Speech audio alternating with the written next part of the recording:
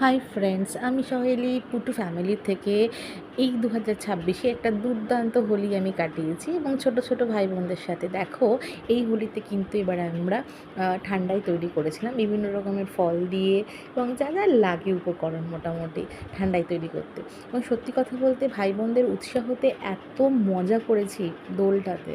আর even আমার ফ্যামিলিরও এইটাতে খুব মজা পেয়েছে, কারণ হচ্ছিলো এরকমভাবে কখনো করা হয়নি এর আগে।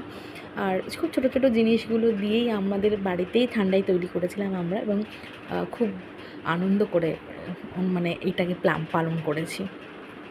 আর সত্যি কথা বলতে ঠান্ডাইটা খুব এত টেস্টি হয়েছিল, মানে বলার মতো না। ঠান্ডাই তো খেয়েছি, সবাই খুব সুন্দর করে ফটো তুলেছি, এবং আমাদের কল্যাণীতে যে সিপিতে যে প্রোগ্রামগুলো হয় সেখানে অবধি বছর আমাদের যাওয়া হয়েছিল।